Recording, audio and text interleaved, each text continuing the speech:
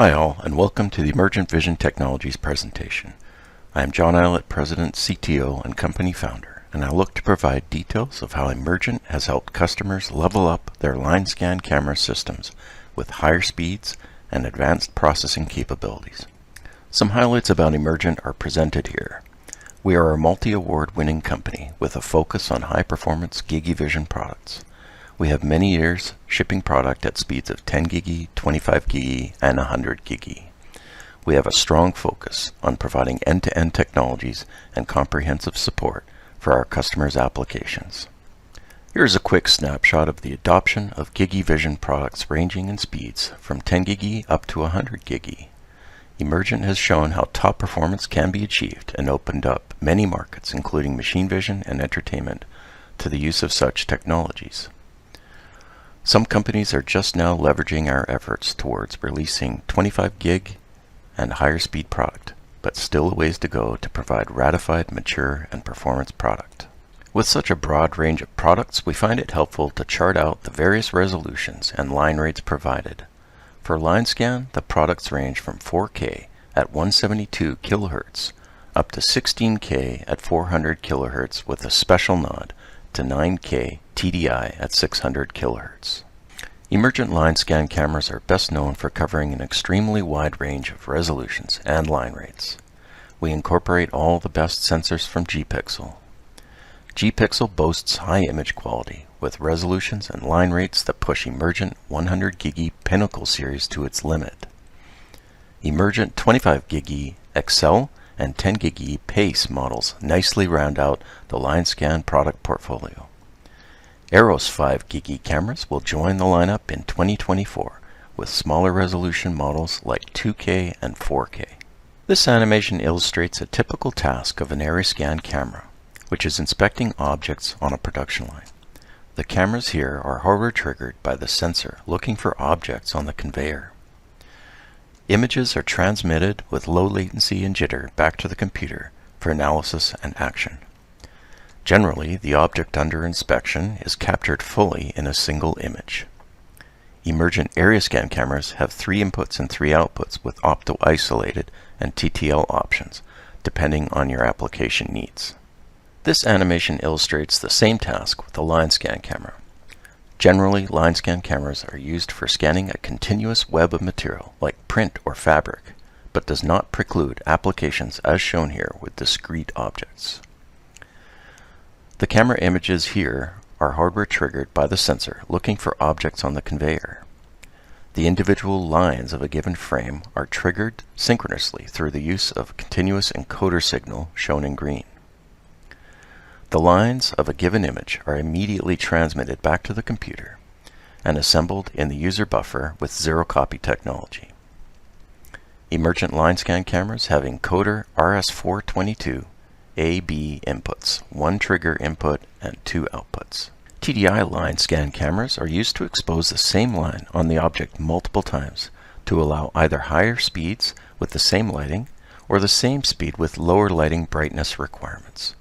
TDI achieves this by having multiple lines in the sensor, with each line exposing multiple times, and the exposure or line rate is perfectly synchronized to the movement of the conveyor through the use of the encoder.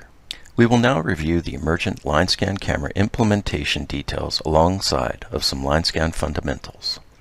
Starting with the I/O connector of the cameras, which is a 12-pin connector featuring differential quadrature encoder inputs as well as other general-purpose inputs and outputs. Here we see the general block diagram of the triggering options of the line scan cameras.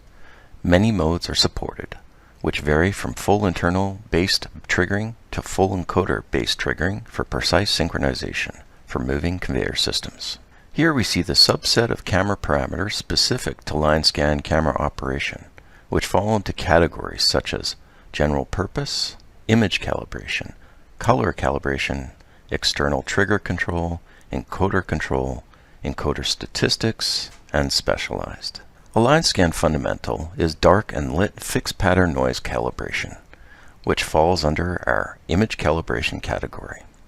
On the left we see contrast enhanced, dark images before and after dark FPN calibration. On the right we see lit images before and after lit FPN calibration. The graphs shown illustrate column averages, which highlight the superb correction that the camera performs with a single click. The calibration curves can be saved and loaded to eliminate the need to recalibrate when powering up the system. Our line scan cameras support quadrature encoder A and B inputs, which allow the camera firmware to detect forward and backward motion by tracking the 4 encoder phases. With mode D configured as shown, we can then set the GP encoder direction parameter to allow filtering in of only forward or backward pulses. Additional camera firmware encoder features include an encoder pulse multiplier and an encoder pulse divider, which are used to synchronize the material movement with the line triggers, which can vary based on encoder model and magnification, for example. We also provide statistics counters to allow system integrators to validate the triggers post-multiplier and divider to check trigger rate and jitter characteristics. A fundamental exercise in line scan systems is to configure the scan rate to create the correct aspect ratio of the pixel. In mode A, which is an all-internal triggering method, we use the line time parameter and simply adjust this line time until the approximately correct height and width aspect ratio is observed. We can calculate this as well, of course. Note that this line time parameter does not track changes in material speed, so the user must take care of this if correct image proportions are desired. In mode D, which is an all-encoder triggering method, we need to set the encoder divider to the appropriate value to correct image proportions. This method is popular since it does track material speed without any runtime adjustments. Unlike color area scan sensors, which typically use a tight 2x2 Baire pattern and a debayering process involving approximation through interpolation, color line scan sensors, such as the one shown here, have a much greater separation in the red, green, and blue channels. Every encoder cycle generates one exposure for all RGB pixels at the same instant, but these pixels are looking at different parts of the material. We need to buffer red lines and wait 4 encoder cycles before green exposure of the same point on the material. Similarly, we wait 4 encoder cycles more before blue exposure of the same point on the material before finally outputting the complete RGB pixel. The Gpixel GL5016 16K 5 micron 400 kHz line scan sensor, which we ship in the Emergent Pinnacle LZ 16kg5 100 GiG line scan camera, has special capabilities to output arbitrary rows of the 16-row sensor for specialized operations. More commonly, this is used for color imaging, as shown on the right, where we grab one red, one green, and one blue line, and then employ spatial correction as previously shown, as well as employing color calibration using the camera's white balance and color correction matrix features to create a best-in-class color image scan. We note that with this trilinear operation, that there is no approximation through interpolation, like color area scan Baire cameras, so the color reproduction is optimal. We will now shift our attention to another benefit of GiG technologies. RJ45 is familiar to most, and there is support up to 10 GiG speeds but not beyond. This uses Cat6a cabling typically and supports up to 100 meters. PoE is an option here, but adds approximately 1 watt of power, which either creates a block heater out of smaller cameras or requires a larger camera enclosure to dissipate the heat. We note that these options also include a PHY chip in the camera, which can consume 2 to 3 watts, which also add to the heat dissipation requirements of the camera.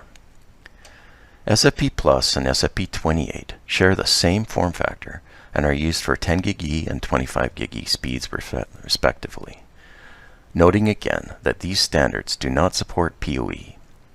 Cable options include direct attach, multi-mode fiber, and single mode fiber. Direct attach cable is a single piece passive cable designed to drive shorter lengths of cable. AOC, or active optical cable, is also a single piece cable but has transceivers and fiber integrated into a fixed length cable. Typically this is a multi-mode fiber used in medium length cable runs. Single-mode fiber and multi-mode fiber are also constructed in 3-piece configurations, made up of one fiber and 2 transceivers, one at each end of the fiber. The fiber connects into the transceivers most commonly with the LC to LC fiber connectors. QSFP28 is used for 100 GigE speeds, noting again that this standard does not support PoE. The cable options are the same as for SFP Plus and SFP28 options. We will now review some of the advanced technologies behind the performance systems that we support. Performance systems can be comprised of many 25 GigE cameras talking to a few servers with multiplexing and PTP features utilized by low-cost switches. Performance systems can also be comprised of a lower number of 100 GigE cameras talking to a few servers with the same multiplexing and PTP features utilized by low-cost switches. Performance systems can also be comprised of a large number of 5 GigE or even 10 GigE cameras talking to a single server with multiplexing and PTP features utilized by even lower cost switches. We find that this is a pain point for manufacturers of lower speed cameras, and so we leverage our expertise in high performance systems to provide best-in-class system density alongside of lower system cost with the introduction of the Emergent Eros line of cameras.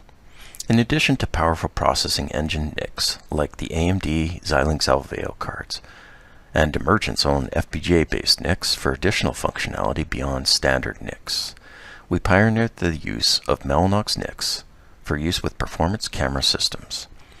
We now have support for equivalent Broadcom NICs for addressing cost-sensitive markets. 100 GigE, 25 GigE, 10 GigE are all supported, noting that 5 GigE and lower are also supported to provide the same performance benefits for medium to high camera count systems through the use of low-cost switches. With the high-performance processing options available in GPUs and FPGA cards, one can create the lowest cost and highest density system in the industry. Lastly, the glue that holds it all together. Our award-winning eCapture Pro and eSDK are the most flexible and comprehensive softwares available from any camera manufacturer. Here we answer the question about what we do with all this high-speed data that the cameras output. Our SDK is the low-level software programmer option for complete custom application flexibility. It has runnable source code examples which exercise all critical functionality, like efficiently grabbing frames, PTP synchronization, GPU direct, multicast, I/O triggering, and more. Our eCapture Pro software is more application-based with a focus on system deployment, rapid prototyping, and includes option for customized GPU and FPGA card processing. We handle all the heavy lifting associated with you bringing images to your processing resource and do so with top performance. Your focus is on your application code. Let's watch eCapture Pro in action in the following demos. Seeing is believing. The first demo has a single camera using GPU Direct to an RTX A6000 GPU. We have a polarization plugin loaded to the GPU. Using the plugin parameters, we first select normal viewing of this IMX253 polarization sensor-based 10 GigE camera. We then select the polarization direction plugin option. The color hue is a measure of the angle of the polarized light.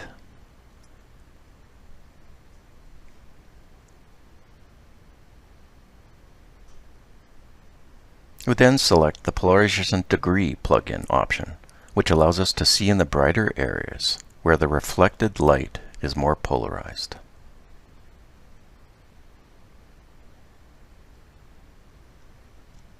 Let's look at how one can create their own custom plugin for use within eCapture Pro, taking full advantage of the zero copy, zero loss GPU Direct functionality while writing only plugin code.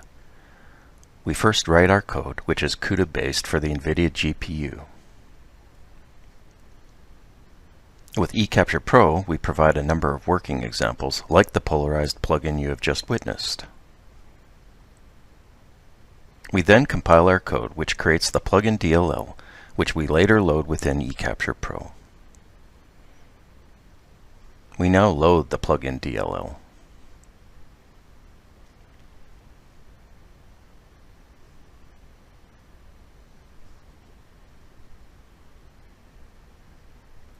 We then instantiate this plugin on the selected GPU and set the plugin option for initial viewing. After connecting the desired camera to this GPU, we run the plugin to review the resultant output.